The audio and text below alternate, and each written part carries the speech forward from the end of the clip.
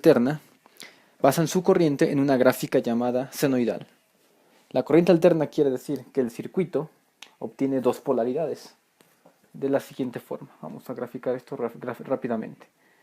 La señal de alterna, que es representada como una senoidal y que aquí abastece a alguna carga, cuando viaja en el ciclo positivo, o cuando se considera que está viajando en el ciclo positivo, la corriente saldrá de la terminal más, con polaridad aquí más menos, y tendrá este sentido. ¿Okay? Este será mi ciclo positivo. La corriente viaja en una dirección únicamente. Sabemos que la ventaja de tener una corriente alterna es que va a viajar en dos direcciones y va a cambiar, es decir, va a cambiar la polaridad en cada viaje. Entonces, del mismo circuito, esto se da cuando tengo el ciclo positivo. Ahora, cuando tengo el ciclo negativo de la señal, ¿sí?, se da este caso. Acá tiene la polaridad de la fuente y en el caso de cuando aparezca la señal negativa, simplemente alternará la polaridad haciendo que la corriente viaje en sentido contrario. Resumiendo esto, cuando aparece el ciclo positivo, la corriente viaja de esta terminal hacia la carga, ¿sí?, y regresa a la fuente hacia el terminal de abajo. Cuando aparece el ciclo negativo, hace lo contrario, viaja en este sentido, ¿sí?, y recibe la polaridad en sentido contrario a la carga, terminando la flecha en la parte de la terminal de arriba. Entonces, como vemos, la corriente alterna lo único que hace es esto, en términos de circuito. Viaja al circuito y regresa. Viaja a la carga, ¿sí?, pasa por ella, va en un sentido y luego regresa. Va y luego regresa. Ahora esto hay que entenderlo físicamente, ¿qué nos quiere decir?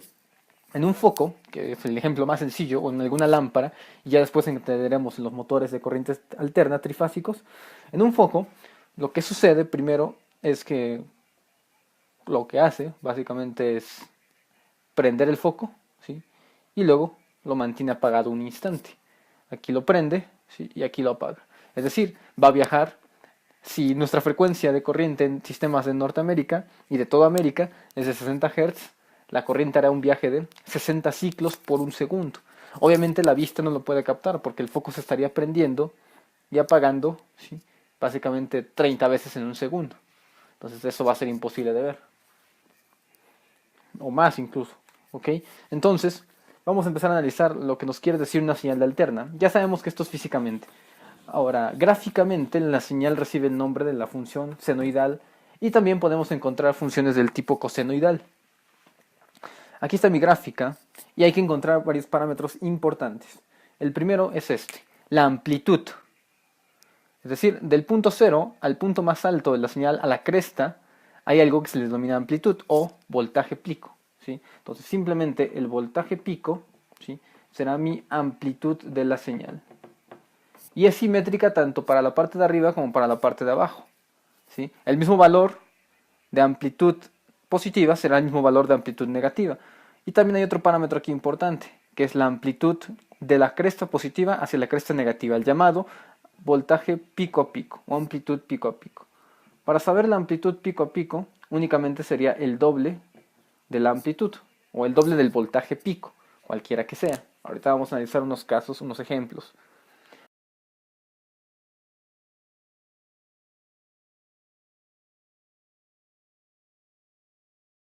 O periodo, ¿qué es esto?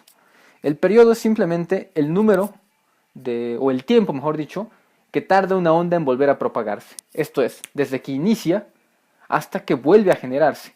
Entonces la onda inicia acá, en cero, idealmente, y vuelve a propagarse no hasta acá, porque acá todavía le falta el ciclo negativo, sino más bien hasta aquí, hasta que vuelva a iniciar otra vez el ciclo positivo. Todo esto es una señal completa, una onda completa. Entonces el tiempo que tarda en propagarse la señal completa va a ser denominado como 2pi para el caso matemático. En este caso denomino mis ejes como omega t, que me daría lo que es el tiempo, el periodo, pero ya en radianes, ¿sí? Y la amplitud me la daría, obviamente si es una señal de voltaje, sería voltaje a través del tiempo, voltaje que depende del tiempo, es lo que quiero decir con esta simbología. Entonces el periodo, que habíamos dicho que es el número o el tiempo que tarda en propagarse una señal. Aunado con el tiempo aparece otro parámetro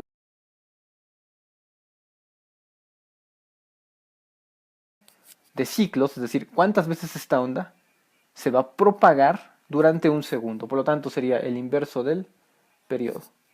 Y esta es nuestra fórmula de frecuencia. Esta frecuencia debemos de saber que se mide en hertz. Es el inverso del periodo. Hay otra frecuencia en esta señal, la llamada frecuencia angular, denominada por la letra griega omega, que es esta, W. Entonces, la frecuencia angular, para cualquier onda del tipo senoidal, se le denomina frecuencia angular porque va a ser qué tan rápido se mueve un ángulo. Y como mi ángulo está denominado en radianes, ¿sí? Entonces espero que sea 2 veces pi radianes, ¿sí? Por el número de ciclos que va a tardar esta onda. Si este ángulo se mueve en un ciclo, a lo largo de todo el ciclo se moverá 2pi, ¿sí? Y las veces que la onda se esté propagando, ¿sí? Si de aquí, si en un ciclo termina 2pi, en 2 ciclos terminará a lo mejor 4pi, entonces son 2 ciclos, son 2 Hz. Si en 3 ciclos sería 6pi, serían 3 Hz. Entonces lo que estamos haciendo básicamente es multiplicar este número de ciclos, esta velocidad del ángulo con el que está moviendo, multiplicarlo por la frecuencia. ¿Cuántos ciclos aparece por cada uno? Entonces sería 2pi por f. Y esta es la fórmula denominada frecuencia angular. Esta frecuencia angular recibe una unidad especial, el llamado radián sobre segundo, ¿sí?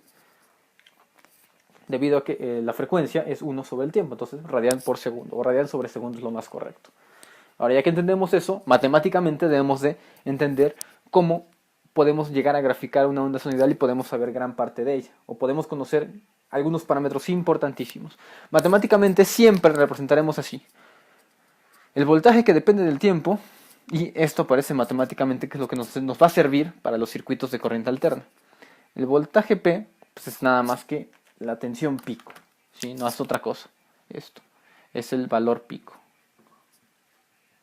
Ya sabemos que es la amplitud, pues, o amplitud, como quieran denominarlo. A veces me voy a referir como amplitud. Normalmente es más usual. Esto me indica la naturaleza de la señal. ¿Qué tipo de señal va a ser? Si va a ser una onda senoidal o cosenoidal.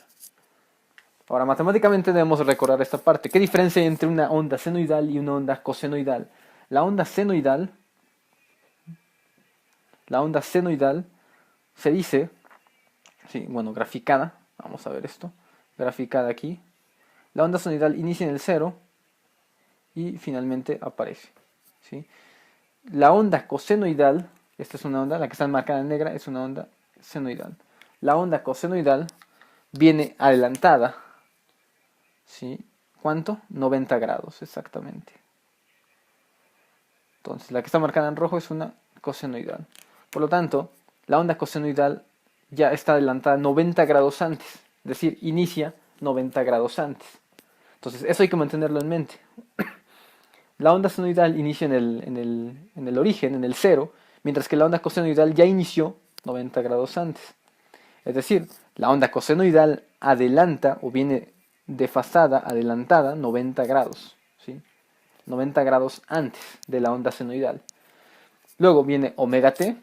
T no es más que la función, ¿sí? T no es más que la variable de la cual depende, es el tiempo. Y omega es nuestra frecuencia angular. Entonces aquí vendría omega, la frecuencia angular. Finalmente viene más el ángulo, un ángulo de desfasamiento.